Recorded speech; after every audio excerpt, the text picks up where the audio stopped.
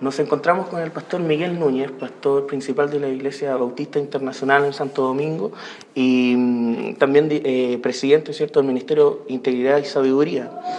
Para nosotros, pastor, es un honor estar y contar con usted en este tiempo,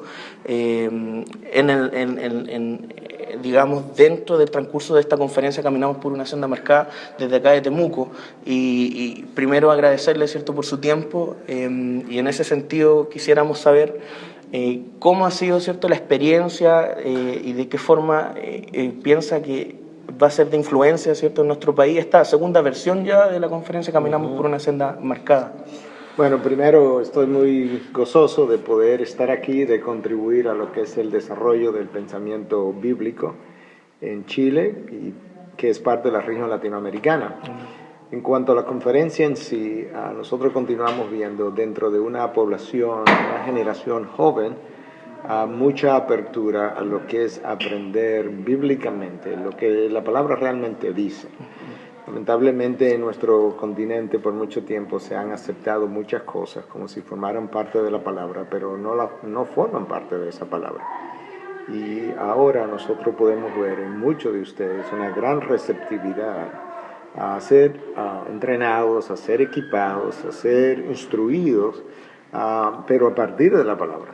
De tal forma que nosotros nos vamos con una excelente experiencia, muy motivados a ver jóvenes también motivados a verdaderamente abrazar la palabra para proclamar la palabra, que es lo que realmente necesita nuestro continente, necesita cada nación, y es lo único que puede transformar las vidas de aquellos que están escuchando el Evangelio y que están escuchando el consejo de Dios. Mucho de lo que se ha escuchado no es el consejo de Dios y por tanto no ha producido la transformación de vida.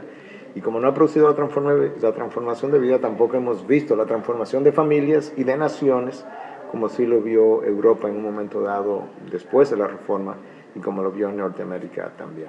En ese sentido, reconocemos también nosotros que ha habido un despertar, no solo, más específicamente en Chile también, considerando toda Latinoamérica, hacia las doctrinas de la gracia y el pensamiento teológico sano. En ese sentido, esa percepción, o desde qué tiempo piensa usted que se empieza a generar este gusto por la sana doctrina? Bueno, yo creo que tiene pocos años realmente, y la palabra clave es la que usaste, despertar. Yo no creo que tenemos todavía un avivamiento como tal, pero yo creo que sí tenemos un despertar, que es bueno, imagínate una persona que está durmiendo y abre los ojos, y está quizá todavía en la cama, pero ya está despierto, y él comienza a ver la luz del día. Eso es como yo lo defino también. O pudiéramos usar otra analogía, es cuando el sol comienza a salir a las 4 o 5 de la mañana en algunos lugares, que comienzan a verse los primeros destellos de esa luz. Eso es lo que yo llamaría un despertar. Y si pensamos en esa analogía, yo diría que las 12 del día sería el avivamiento, cuando el sol está medio a medio. Yo no creo que estamos ahí, pero yo sí creo que estamos viendo el sol. Y precisamente esto que tú estás viendo en Chile hacia la doctrina de la gracia es lo que estamos viendo en todas las naciones donde vamos. No es masivo, pero hay iglesias, hay grupos significativos de personas que están despertando a lo que fue las doctrinas de la gracia hace 500 años. Es increíble que nosotros tenemos 500 años de atraso, de retardo, si pudiéramos decir, para no hablar de atraso, pero sí de retardo en conocer lo que Europa conoció. Pero tenemos que pensar que a pocos años de Cristóbal Colón descubrir nuestro continente, es que Martín Lutero clava estas 95 tesis, de manera que nosotros estábamos bien atrás en el tiempo. Y entonces hemos visto ahora verdaderamente un despertar. Y yo creo que ese despertar ya tiene unos años ocurriendo, pero si yo tuviera que señalar un año clave, yo creo que el año 2010, estamos en el 16, yo creo que el año 2010 como que marcó un hito en ese despertar. Es un año que para nosotros, en República Dominicana, representó la venida del pastor John Piper y el comienzo del movimiento por su causa, que fue transmitido a toda Latinoamérica y que fue visto por múltiples naciones. Y eso hizo que gente comenzara también a despertar al mismo tiempo a la misma realidad. De manera que yo creo que es algo que tiene 5 o 6 años evolucionando, pero que yo creo que va a tomar más velocidad a partir de ahora. Como usted lo dijo, hace 500 años, de hecho en este otro año vamos a cumplir 500 años de la Reforma y Latinoamérica está en pañales respecto a todo este concepto bíblico, teológico, sano.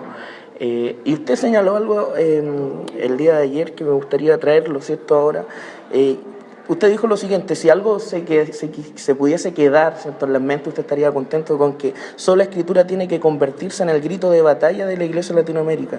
¿Por qué usted cree que primero la Iglesia abandonó esto o finalmente nunca llegó este concepto a Latinoamérica? Bueno, yo creo que hubo probablemente en algún momento, cuando los misioneros comenzaron a llegar, probablemente hubo un deseo de que realmente toda la enseñanza se centrara en la Biblia. Pero yo creo que muy pronto, después de su llegada, comenzaron a aparecer enseñanzas de hombres que en principio eran más tradiciones que otra cosa, pero que posteriormente, dada, y esto es importante, dada la cultura animista en la que nosotros nos encontramos, esa cultura animista, donde todo representa un demonio, un espíritu, una visión, un sueño, que es como la cultura animista es, eso infiltró la iglesia evangélica. Y la realidad es que no importa dónde la iglesia esté, la cosmovisión de esa población es lo que va a impactar la iglesia negativamente. Por ejemplo, en Estados Unidos, Canadá, Europa, posterior a la Reforma, ¿cuál era la cosmovisión de ellos? Es el racionalismo, la razón.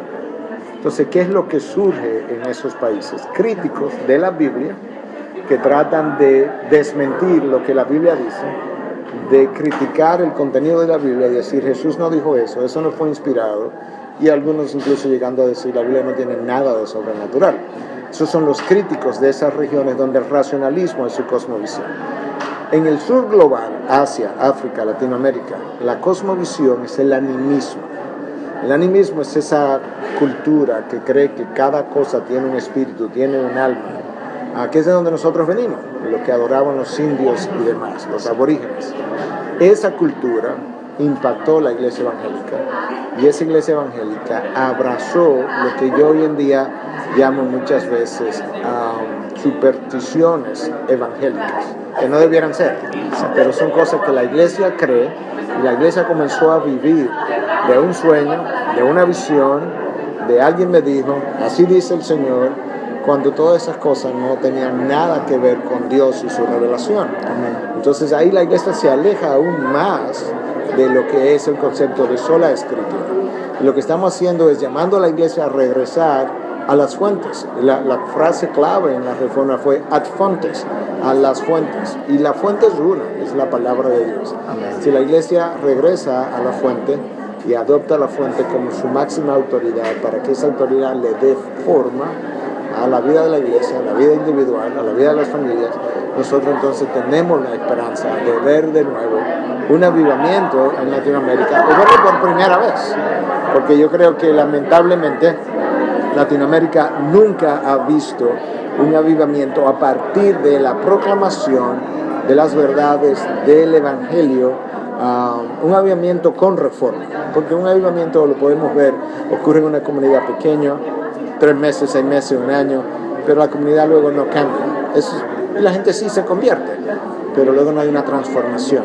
Por eso siempre distinguimos avivamiento de reforma, y es lo que estamos esperanzados en dar. Pastor, para cerrar, primero agradecerle por su tiempo, entendemos que está muy apretado de tiempo. Unas palabras finales con respecto a esto, como consejo, ¿cierto?, para nuestra congregación, las congregaciones chilenas, para volver a abrazar la sola escritura. Bueno, si hay algo que impacta cuando tú lees la Biblia, es lo que Pablo dice acerca de los habitantes de Berea. En primer lugar, Pablo habla muy bien de la iglesia de Tesalónica. Dice que cuando ellos recibieron la palabra de Dios, la recibieron como lo que verdaderamente es la palabra de Dios y no la palabra de los hombres. Sin embargo, cuando Pablo se refiere a los de Berea, dice que los de Berea fueron más nobles incluso que los de Tesalónica, y a lo que Pablo le atribuye esa nobleza es al hecho de que ellos revisaban, escudrillaban las escrituras todos los días para ver si lo que Pablo estaba diciendo era cierto, y Pablo era un apóstol. Entonces, Mi recomendación final es que la iglesia latinoamericana, aquellos que están escuchando, aquellos que van a escuchar esta entrevista, que escudriñen las escrituras todos los días para ver si lo que nosotros y otros están enseñando es cierto. Y si no es cierto, no importa quién lo enseñe, que sea rechazado entonces a la luz de las escrituras.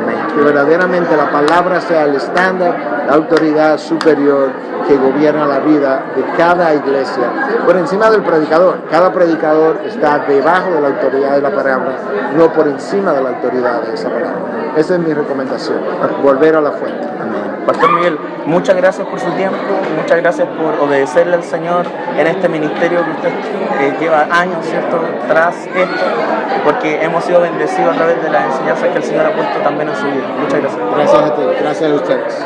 Gracias.